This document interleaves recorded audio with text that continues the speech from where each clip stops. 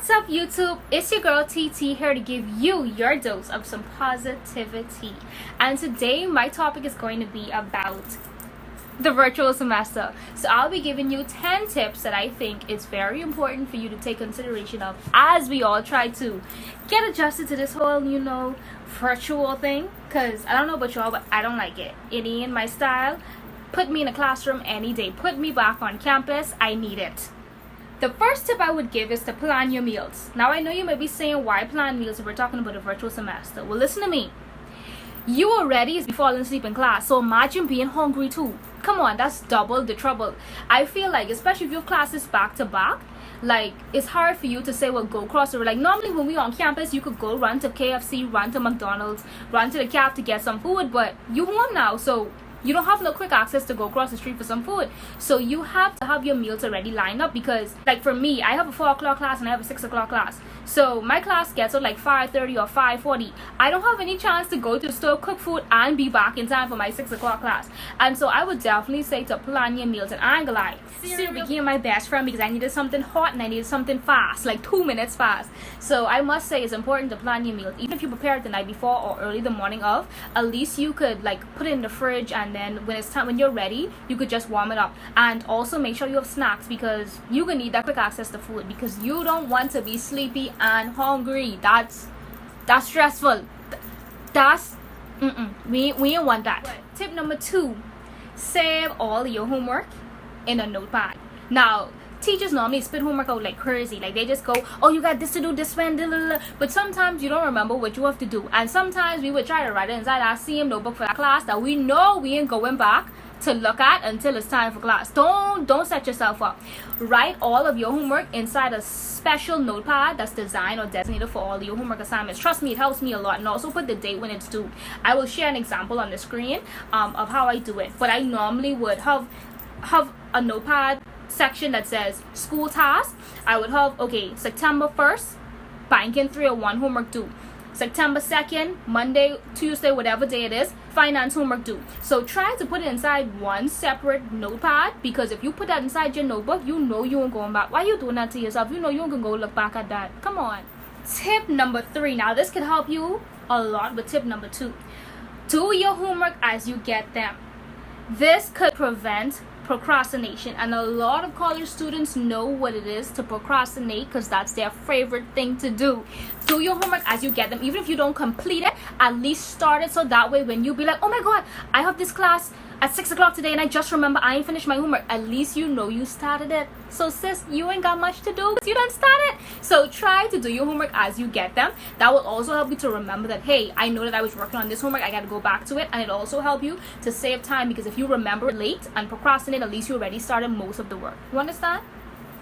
Tip number 4, set a schedule and factor in some study time. Listen to me.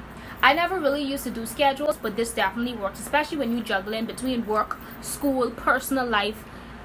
You're gonna have to set a schedule, sis. You're gonna need a schedule.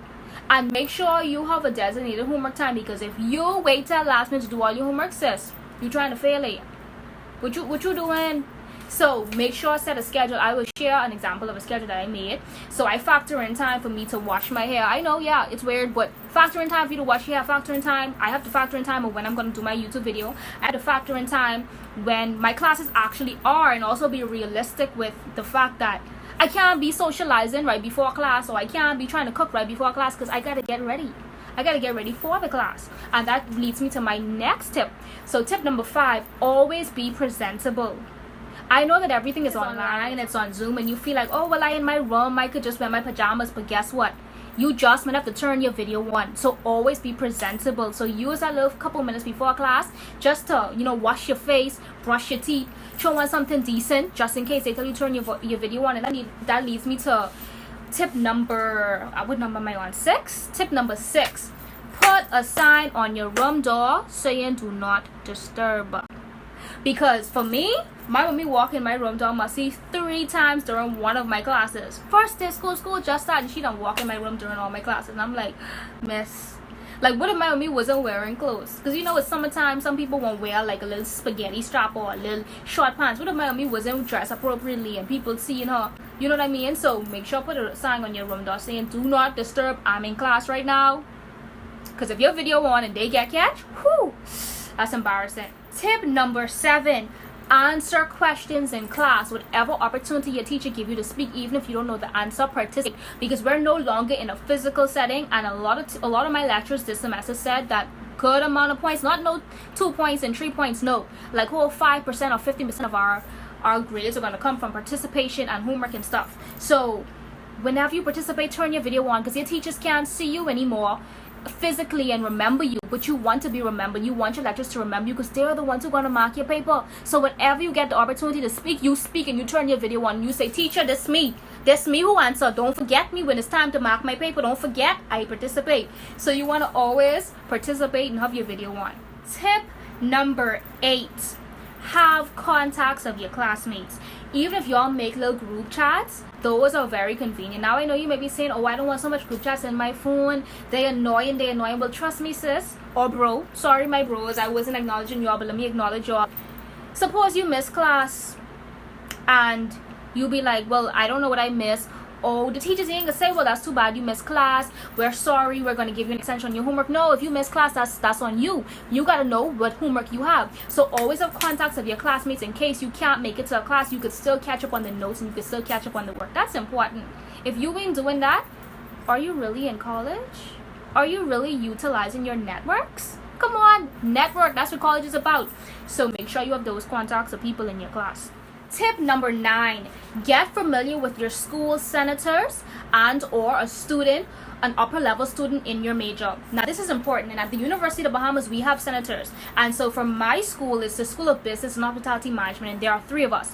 It's important to get acquainted with people like that, or even if you don't have senators at your school, you may have somebody who, let's just say you're studying accounts, you may know someone who may be a junior or a senior in that particular major, and they may be able to give you some advice and offer you help, because as a freshman and even whatever level you in, sometimes you need help, sometimes you need advice to say, well, okay, how is taking all of these classes going to work for me? Do you know what I need to do in terms of this? How do I register for a class, because I don't know and I can't reach my lecturers?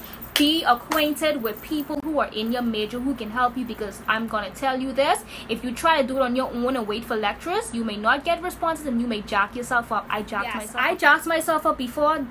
Don't be like Tiasha. Don't jack yourself up. Get help, okay? Get help. And so that leads me to my last tip. Tip number 10.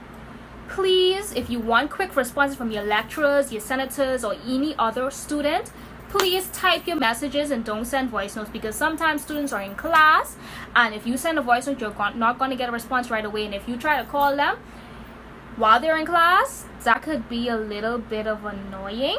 So I would always say to be concise. When you email your lecturers and you may be like, why they ain't answering me back? Don't send no paragraphs. Don't be loquacious like me. Be straight to the point. Ask your question. Leave it as is. Don't explain. Just wait for them to respond.